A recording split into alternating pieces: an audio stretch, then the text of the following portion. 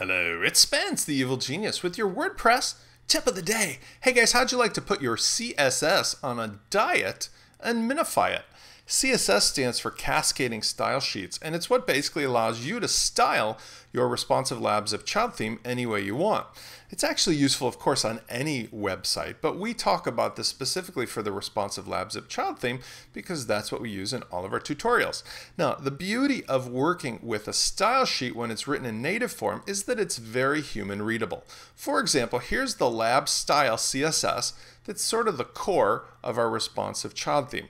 You'll notice that it's got some nice commenting here so we know each and every section. It's got some beautiful spacing. It's kind of like reading a book if you think about it. Chapters and titles and nice spacing, easy for human, but unfortunately that comes at a cost. There's a very small performance loss that you have when you put in that nice human formatting.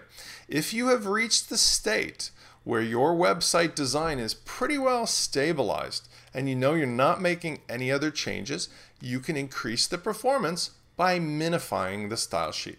And here's how. You go to cssminifier.com and we can input the CSS of a style sheet that we want to minify. So here I'm going to select this style sheet by doing Control or Command A, depending on whether I'm on a PC or a Mac, and then Command or Control C to copy it. Now I'm going to go to CSS Minifier and I'm going to paste in that code.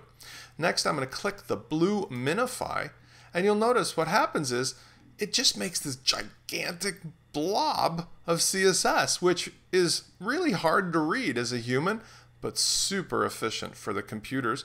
You know, the browsers of the clients who have to come visit your site have to download this and all the other style sheets when they visit.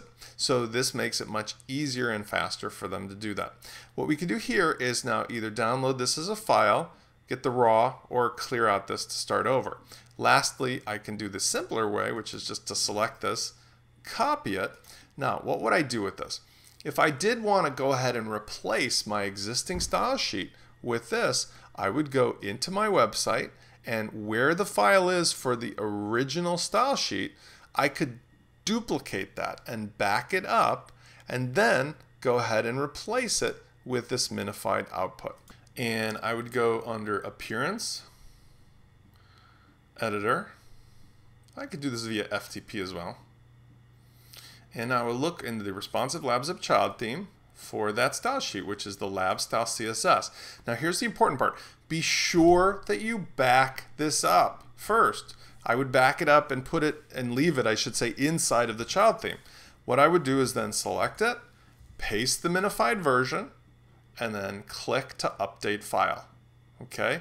Just to say it again, I'm going to replace the earlier version, the human readable version of this style sheet with the minified, but I'm going to back up the copy of the original first, just in case I need it. Now, if there's any problems or you need to make changes, remember that this is hard to edit. So you shouldn't do something like this with minifying until you've reached a state where your site has reached stability with the style sheets. Or you could only do this to style sheets that you know aren't changing. For example, here in the lab zip child theme, we know that the lab style CSS is never modified. So it really wouldn't hurt you to go ahead and minify that. You could also probably modify and minify your child theme and be done with it.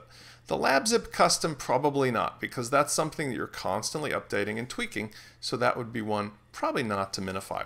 Hopefully this quick tutorial on minification is going to help you add some extra performance to your WordPress website, and we'll teach you more over at 1WDTV if you join us for the next video. This is Spence, the evil genius. I'll see you next time.